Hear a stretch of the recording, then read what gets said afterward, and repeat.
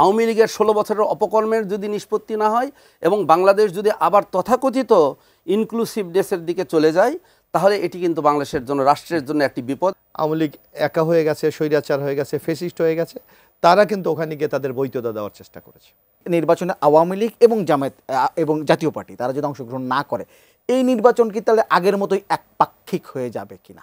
বাংলাদেশের ইতিহাসে এই প্রথম বাংলাদেশের মানুষ একটি ফ্যাসিবাদী শাসনের নিপীড়ন থেকে কিন্তু মানুষ মুক্ত হয়েছে। এই বিষয়টা আমাদের মাথায় রাখতে হবে। স্বাভাবিকভাবে যদি রাজনৈতিক ট্রানজিশন হতো, তাহলে কিন্তু এই প্রশ্নটা বাংলাদেশের কোনো মানুষই কিন্তু এটা গ্রহণ করতো না। এবং রাজনৈতিক শক্তি হিসেবে প্রধান রাজনৈতিক একটি, এবং বাংলাদেশের স্বাধীনতার সাথে আওয়ামী লীগের সম্পর্ক যুক্ত, সেই আওয়ামী লীগের নেতৃত্বে 16 বছরের যে শাসন এবং তাদের দলীয়, এবং দ্বিতীয় বিষয়টা হচ্ছে জুলাইয়ের এই বিপ্লবের পরবর্তীতে 1 বছরের অধিক সময়েও কিন্তু তাদের মধ্যে কোনো অনুশোচনা নেই, অনুতাপ নেই, কোনো মাফ নেই, দল হিসাবে কোনো বক্তব্য নেই।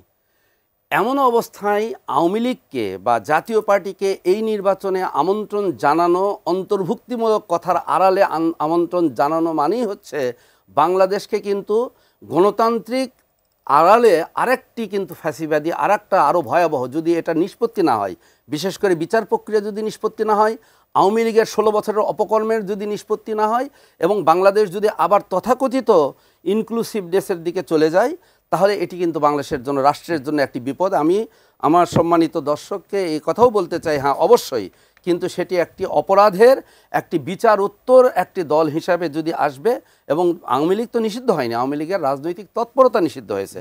সুতরাং এই বিষয়গুলো আমার মনে হয় সময়ের পরিক্রমায় এটি রাজনৈতিকভাবেই নিষ্পত্তি হবে। দেখেন, আজকে আওয়ামী লীগ কিন্তু নিষিদ্ধ নয়, কার্যক্রম নিষিদ্ধ, কারণ তারা যেই অপরাধগুলি করেছে সেগুলোর ইতিমধ্যে আদালতে বিচারাধীন আছে। আমরা আশা করছি যে নভেম্বরের মধ্যে হয়তো একটি রায় আমরা পেতে পারি, হয়তো যেটা যে ধরনের প্রস্তুতি আগাচ্ছে। আদালতের ব্যাপার তো বলা যায় না, যতটুকু আমরা আশা করি হয়তো একটা রায় হয়ে যেতে পারে। তো এখন আদালতের উপর আমাদের ভরসা রাখা উচিত যে আদালত কী সিদ্ধান্তটা গ্রহণ করে, এটা হলো ইম্পর্টেন্ট ব্যাপার। আর আরেকটি ব্যাপার হলো, দেখেন, জাতীয় পার্টি এই আওয়ামী লীগের ক্ষমতার মূল ভর কেন্দ্র ছিল কিন্তু জাতীয় পার্টি। প্রত্যেকটা নির্বাচন যখন আওয়ামী লীগ একা হয়ে গেছে, স্বৈরাচার হয়ে গেছে, ফেসিস্ট হয়ে গেছে, তারা কিন্তু ওখানে গিয়ে তাদের বৈধতা দেওয়ার চেষ্টা করেছে। তো সুতরাং আজ পর্যন্ত কিন্তু এই উপলব্ধি কিন্তু জাতীয় পার্টির মধ্যে কিন্তু আমরা দেখছি না, বরং তারা এমনি বলার চেষ্টা করছে। এই যে দর্শক মোক্তার ভাই যে কথাটি বলল যে আমরা যদি ইলেকশনে না থাকি, আওয়ামী লীগ যদি না থাকে, তাহলে এটা তো অংশগ্রহণমূলক নির্বাচন হচ্ছে না।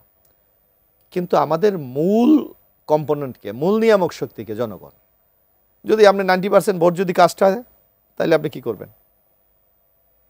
অর্থাৎ জনগণের রায়টার প্রতি আমাদের একটা বিশ্বাস থাকা উচিত।